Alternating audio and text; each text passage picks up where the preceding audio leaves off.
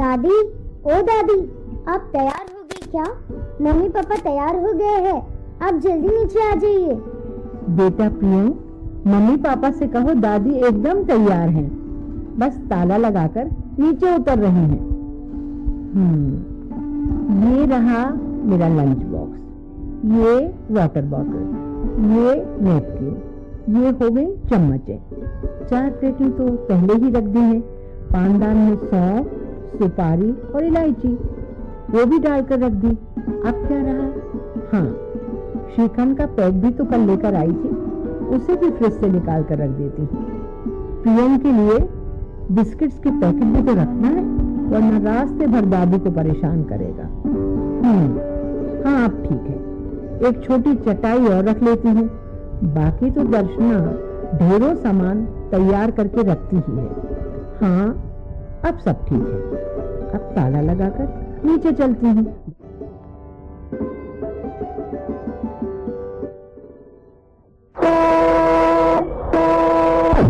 दर्शना, जल्दी करो, मैंने गाड़ी रेडी कर ली है। हाँ आई।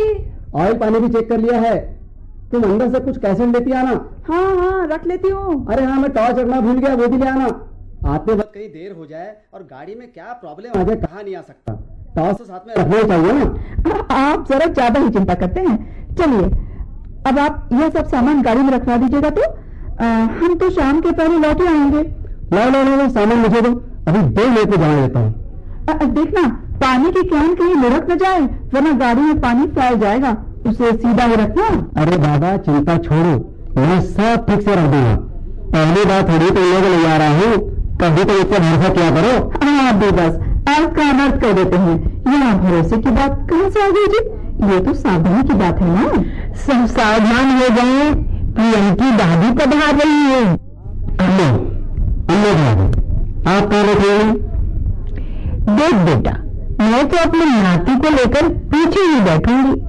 तुम दोनों आगे जोड़े से बैठोगे ना तो मेरी आंखें तृप्त रहेंगी। जो खाने पीने का सामान रास्ते में प्रियंक को लग सकता है वो मेरे पास पीछे दे देना। बड़ा सामान डिक्की में रख देना। हाँ, ये ठीक रहेगा। अम्मा, आप अपने सौंफ सुपारी का डिब्बा जरूर पास रख लेना, है ना? बाकी सामान आपको मैंने ठीक से जमा दिया है। अरे भाई, अब निकलने भी है या नहीं? वहीं से राम पे पहुंचने में भी कुछ वक्त लगेगा या नहीं? हाँ पापा, जल्दी चलो, वरना हमें अच्छा नहीं लगेगा। हमको राम तक देखनी है। आप कह रहे थे ना कि वहाँ राम भगवान का मंदिर है, तालाब है, वहाँ महाकवि कालिदास ने योग तो लिखा था। वो सब जगह हम देखेंगे, वहाँ खेलेंगे, और हाँ, वहाँ के बंदरों को हम भी चिड़िया खिलाएंगे। पापा, वो हमें काटेंगे तो नहीं ना? चलो छुपा दो तो दर्द हो सकती है। मेरी पुड़िया वहीं रख दो, फिर ये कुछ नहीं करेंगे।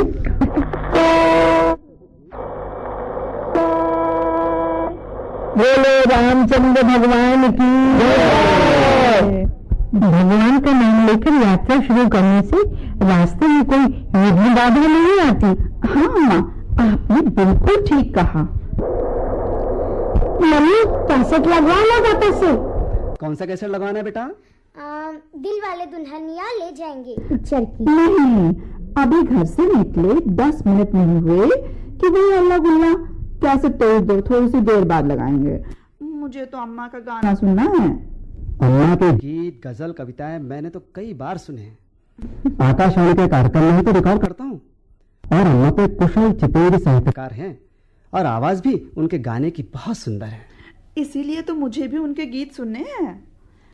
नहीं, दादी की लिखी गीत मैंने कई बार सुने हैं। दादी मुझे गोद में बैठाकर अच्छे अच्छे गीत सुनाती है।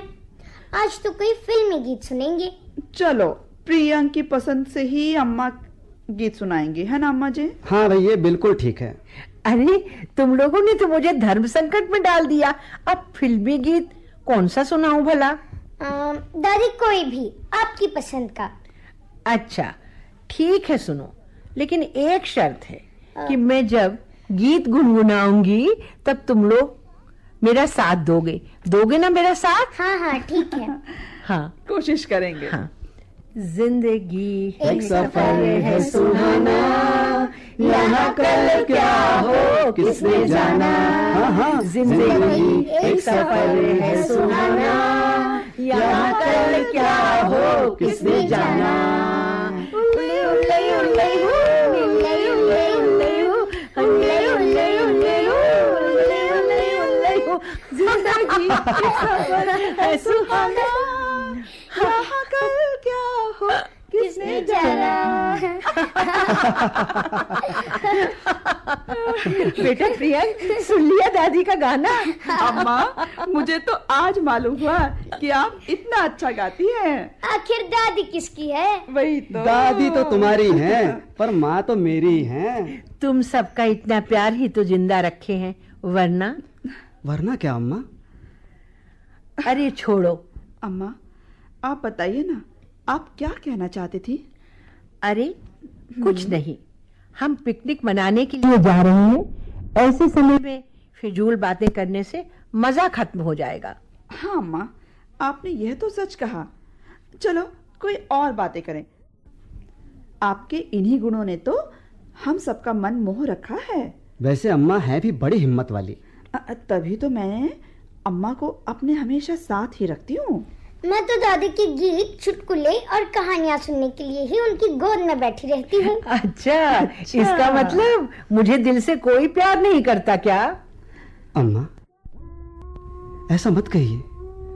आप तो जानती हैं कि मेरी अपनी माँ है नहीं। मेरी अपनी माँ भी आपकी तरह ही ममता में ही थी। दुर्भाग्य से उनका साया मेरे सिर से उठ गया। ये तो ईश्वर का लाख लाख शुक्र है कि उसने आपको उनका प्रतिरूप बनाकर माँ के मरने के चंद दिनों बाद ही भेज दिया, वरना जाने कैसे मैं इस दुख से उबर पाता।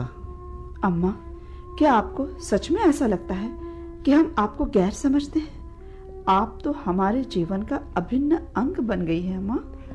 आपका और मेरा आकाशवाणी वाला रिश्ता तो उतनी ही देर का होता है जितनी देर रिकॉर्डिंग करनी होती है। दादी दादी, मुझसे भी बातें करो ना, मैं बोर हो रहा हूँ। अच्छा, अब मैं इनसे नहीं तुमसे बातें करूंगी। बेटा बोलो, क्या बोलना है? अच्छा दादी, बताओ आपने इतनी सारी चूड़ियाँ क्यों पहनी है? ये लाल लाल चूड़ियाँ, ये पाँव में पायल।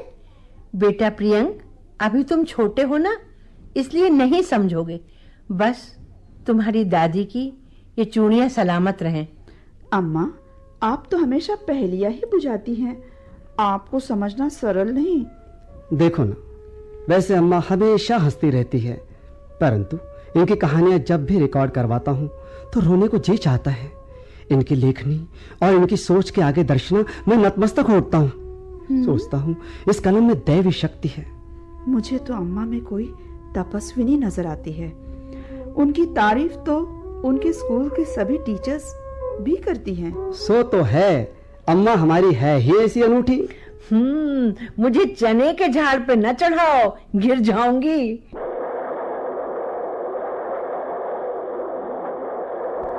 अरे ये क्या? यहाँ तो सड़क बुरी तरह से खुदी पड़ी है। अब यहाँ से निकलना भी संभव नहीं। अब क्या करें?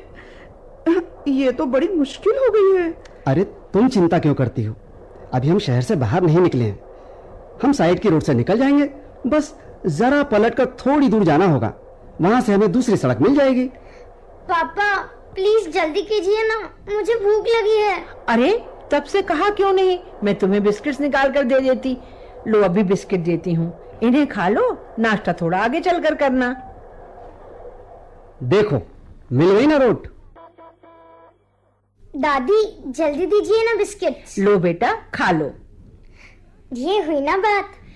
शशांक, गाड़ी रोको, गाड़ी रोको शशांक। अरे क्या हुआ अम्मा? बेटा कुछ नहीं, बस मुझे यहाँ 5 मिनट का काम है। इस बंगले में गई और आई। लो अम्मा उतर जाओ, पर जल्दी आना। बस अभी आई, तुम चिंता न करो, मैं देर न करूंगी। अरे इस बंगले पर भी सुविज्ञा ही लिखा है। अम्मा का नाम भी सुविज्ञा। कहीं ये अम्मा का घर तो नहीं?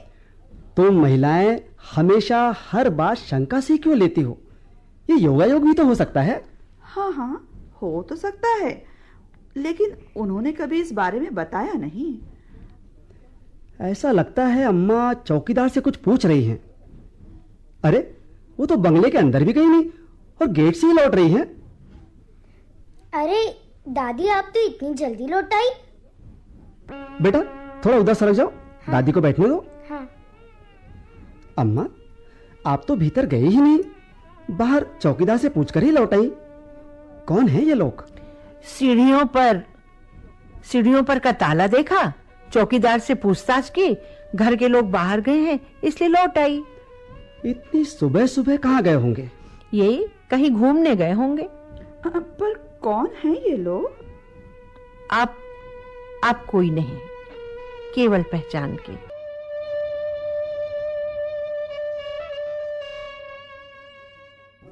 अब मैं गाड़ी तेजी से खींचता हूँ, बस घंटे भर में रामटेक। हाँ बेटा, हमें जितनी जल्दी हो सके उतनी जल्दी लौटना है। 2-3 घंटों में ही सब दर्शनीय स्थलों का घूमना हो जाएगा। मुझे यहाँ की सब जानकारी है। हाँ देखा, अम्मा को हर बात की जानकारी रहती है। सच में? अरे नहीं बेटा, ऐसा कुछ नहीं है। जानकारियों से ही जीवन सफल नहीं हो जाता, तकदीर भी तो अच्छी होनी चाहिए। अरे अम्मा, आप तो फिर उदास हो गई। अरे यह क्या, आपकी तो आंखें भी भर आई हैं। अम्मा बताओ ना, क्या बात है? कुछ नहीं, बस ऐसे ही। अम्मा ऐसे ही तो हो नहीं सकता। जब से आपसे मिली हूँ पहली बार आपको उदास देखा। जब पहली बार आप मेरे घर पर आई थी तब आप चिंतित जरूर लग रही थी, परंतु चेहरे पर निर्भीकता थी। अम्मा क्या आप हमें अपना नहीं समझती हैं? कभी अपने बारे में कुछ भी नहीं बताती। जब भी आपके परिवार के बारे में जानना चाहा तो वही उत्तर, तुम ही तो मेरा परिवार हो। तुम बेटे हो, दर्शना बहू और प्रियंक मेरा पोता और मैं प्रियंक की दादी। अम्मा मैं जानती हूँ कि आप एक विदुषी महिला हैं। आपकी हर बात एक अर्थ रखती है। आपका समाज में इतना मान सम्मान है, आपको इतने साहित्यिक पुरस्कार मिले हैं, फिर भी हर इंसान की अपनी निजी जिंदगी होती है ना। और अम्मा अपने को उस पे झांकने नहीं देती। जो समझना है उनके कलम से समझो, पर कलम के माध्यम से तो किसी साहित्यकार को समझा नहीं जा सकता। यही तो साहित्यकारों की विशेषता होती है जी। कब कौन सी बात किस विधा में कह जाए कहा नहीं जा सकता। और फिर कहीं हम ही इस लायक नहीं कि अम्मा अपने पर भरोसा करें? नहीं नहीं, ऐसा ना कहो। अगर मैं तुमसे कुछ कहूं तो क्या कहूं? मेरा विगत बताने लायक ही नहीं है। अपना विगत बताने में मुझे तुम्हारे सामने शर्मिंदा होना पड़ेगा, और वो सब सुनकर तुम्हें भी खुशी नहीं होगी, तुम्हें दुख ही होगा। जिंदगी के दिन जाने किसके पास कितने हैं, जितना हो सके हंसकर गुजार लो, वरना इस जिंदगी में रखा ही क्या है? बताओ क्या रखा है जिंदगी में? अम्मा आप ठीक कह रही हैं, परंतु अपनों को अजनबी सा भी नहीं रहना चाहिए। हमारे मन में भी हमेशा प्रश्न उठते ही रहते हैं, और अब तो हम ही आपका परिवार हैं, है ना अम्मा? तुम नहीं मानोगे, कलेजा खुलवाकर ही रहोगे। अम्मा आप न बताना चाहें तो कोई बात नहीं, परंतु मेरे लिए आप तो मेरी सगी माँ ही हैं। इतना अंतरात्मा से कह रहा हूं, मैं भी भगवान को मानता हूं। सुनो, ये बंगला जहां अपन रुके थे ये मेरा ही है। अभी वहां मेरे पति, बेटा और बहू रह रहे हैं। हाँ? बहू की गोद भी भर गई है। अच्छा? सुना है बेटा हुआ है। अरे तभी उस बंगले पर आपका नाम लिखा था अम्मा? हाँ, ये बंगला जिसमें मेरा तन, मन, धन और बुद्धि सभी लगे हैं, इसे मैंने ही रात दिन एक करके बनवाया था। क्या आपके पति ने भी आपको नहीं समझा? समझा क्यों नहीं, सब समझा। उन्होंने मुझे नोट छापने की मशीन समझा, उनके बच्चों की आया समझा, उन्होंने मुझे भावना विहीन कंप्यूटर समझा।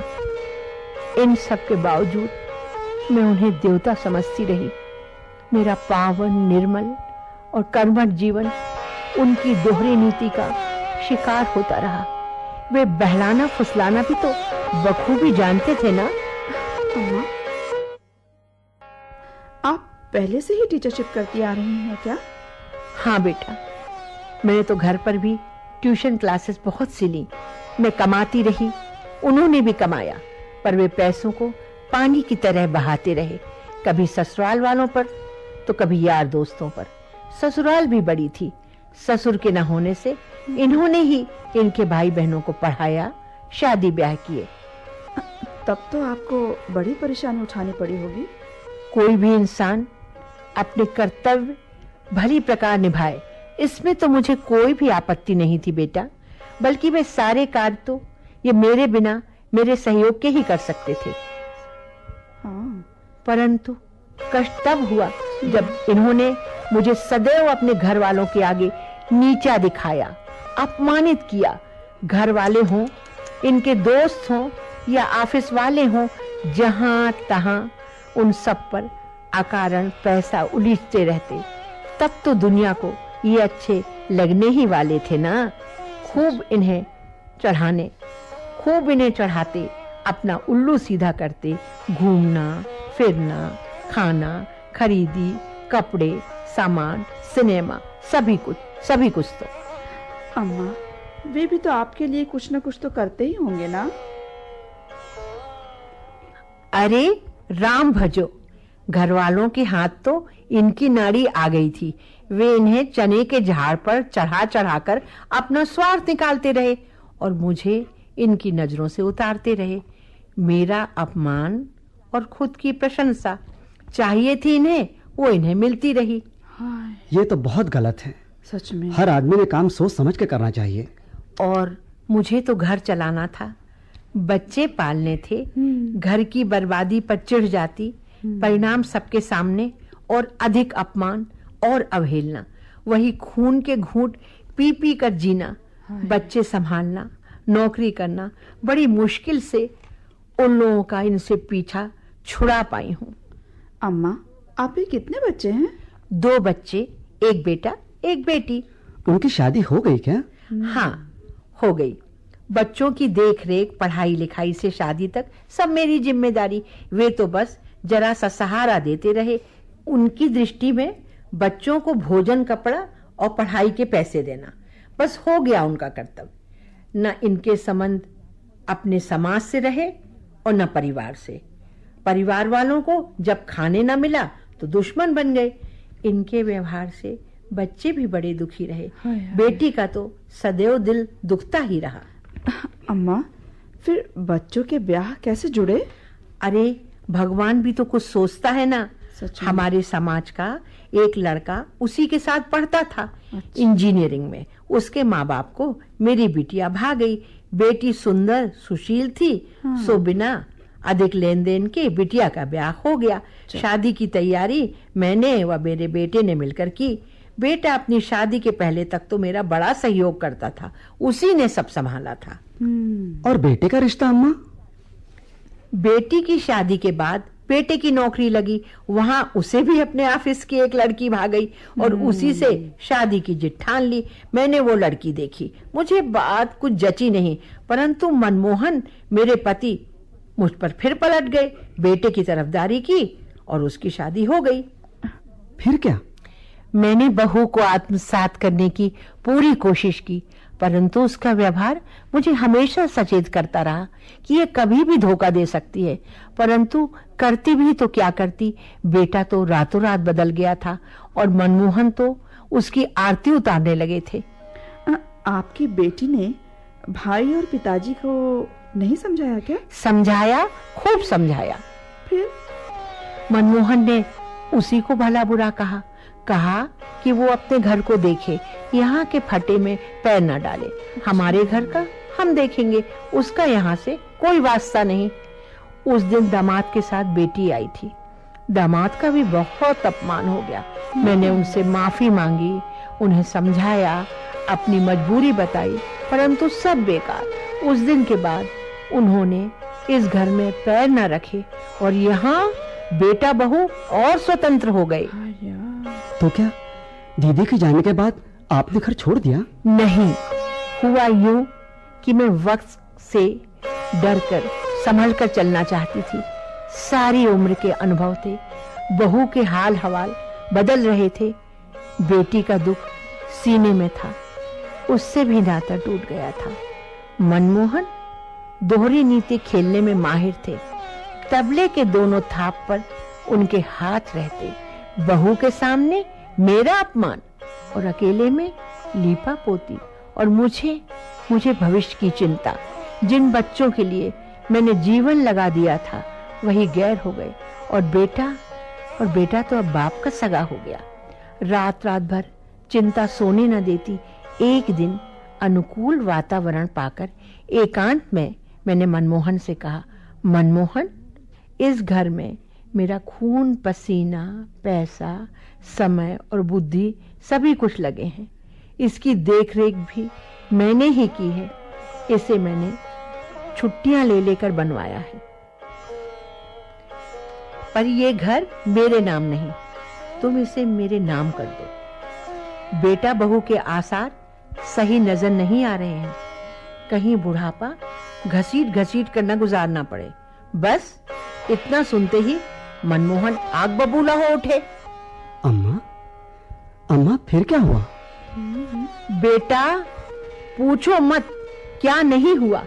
हजारों बातें सुना डाली। पागल हुई है, तेरी मत मारी गई। तेरे क्या अब ऐश करने के दिन हैं? जो बंगला चाहिए, ऐसी मां नहीं देखी जो औलाद की दुश्मन हो। एक तो बेटा है, उस पर भी भरोसा नहीं। क्या छाती पर लाद कर बंगला स्वर्ग ले जाना है? उस दिन मैंने भी सारी उम्र का लेखा जोखा खोल दिया। खूब रोई। रात को अलग अपने कमरे में सोई। उस दिन खाना भी नहीं खाया, ना इन्होंने पूछा। खाना खाकर ये बाहर के कमरे में सो गए। अम्मा फिर? रात के 12 बजे थे, सब सो गए थे। दर्द से सिर फटा जा रहा था। मैंने एस्प्रिन की गोली खानी चाहिए। अलमारी का ड्रॉर खोला, वहां कुछ लंबे चौड़े कागज पड़े थे। मैंने देखा, अरे ये कागज कैसे? ये तो मकान की रजिस्ट्री के पेपर्स हैं। मनमोहन ने मकान अपनी बहू के नाम कर दिया था।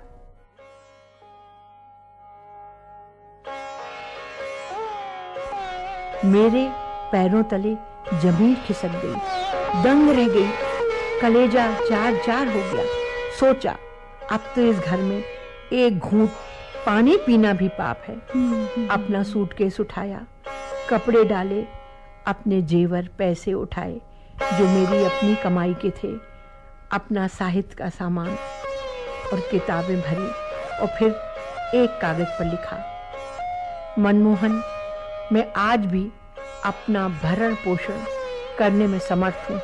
इतना बड़ा धोखा भोगोगे, अपनी करनी के फल जरूर भोगोगे।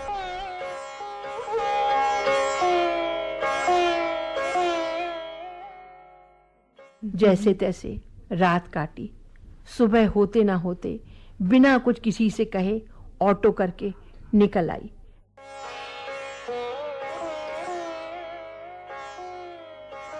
मैंने रात में ही सोच लिया था कि ऐसे गाढ़े वक्त में केवल तुम ही सहारा दे सकते हो। मैं तुम्हारे स्वभाव को बहुत पहले से जानती थी कि तुम्हारे अंदर मानवता जीवित है।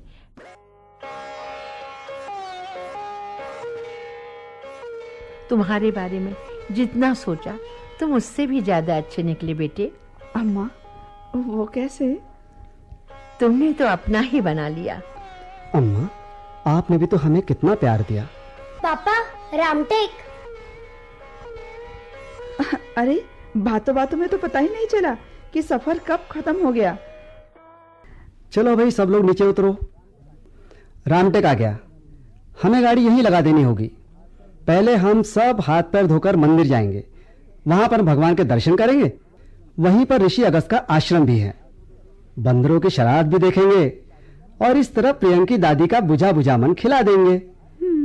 इसके बाद महाकवि कालिदास का स्मारक देखेंगे, पहाड़ों की सुंदरता वहां से देखकर, और फिर वहीं पर खाना खाएंगे।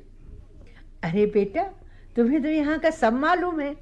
अम्मा, मैं यहाँ पहले कई बार आ चुका हूँ। इसका मतलब है कि आज की ट्रिप केवल प्रियंक और मेरे लिए ही है, क्योंकि हम तो यहाँ पहले कभी आए ही नहीं थे।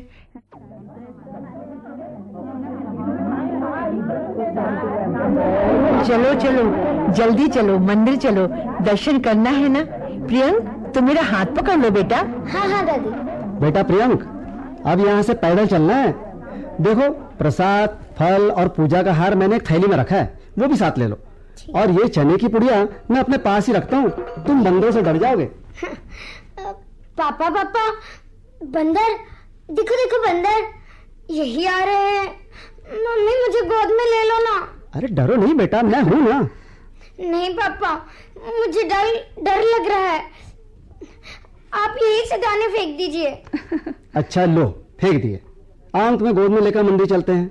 हाँ। देखो वो मंदिर दिख रहा है, ये सीढ़ियाँ चढ़ने के बाद ही मंदिर आ जाएगा बस। शशांक, ये मेरा प्रसाद भी साथ में रख लो, पुजारी को दे देना। नहीं अम्मा, मैं प्रसाद चढ़ा देती हूँ। हार मुझे दे दो, मैं चढ़ा देता हूँ।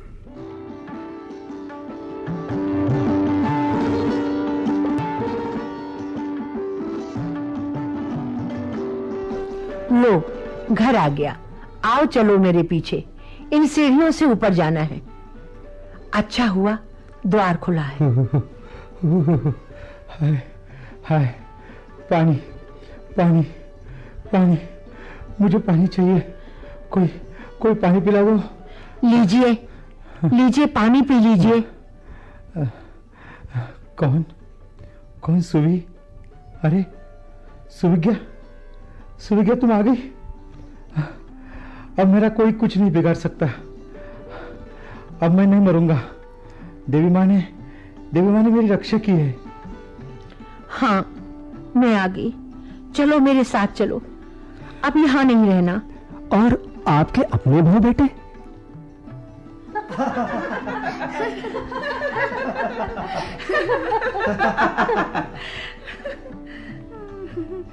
अरे ये किसकी आवाजें आ रही हैं? पापा ये कोफ्ते लीजिए ना। भैया आप पुलाव लीजिए ना भैया। ले रहे हैं। हाँ। देखो ये मेरी बहू है, ये इसके माँ बाप और भाई हैं। किनारे पर जो बैठा है ना, वो उसका भाई है, और वो झूले में बच्चा सोया है। अब तो बात समझ में आई ना? हाँ अम्मा, अब सारी बातें समझ में आ गई। तो उठाओ अपने दादाजी को। चलिए दादाजी। मनमोहन, ये शशांक है तुम्हारा बेटा, ये दर्शना तुम्हारी बहू, और ये प्रियंक तुम्हारा नाती। बेटा प्रियंक, अपने दादाजी को प्रणाम करो। प्रणाम दादाजी। भगवान तुम्हें सारे सुख दे। अब कार का गेट लगाओ और जल्दी चलो। जल्दी करो बेटा। हमें कहीं कोई देख ना ले। ये दूसरे कार से कौन उतर रहा है? अरे मम्मी, आप कब आई? मैं किसी की मम्मी नहीं। शशांक चलो जल्दी, मेरा उससे कोई वास्ता नहीं, मेरा उससे कोई संबंध नहीं।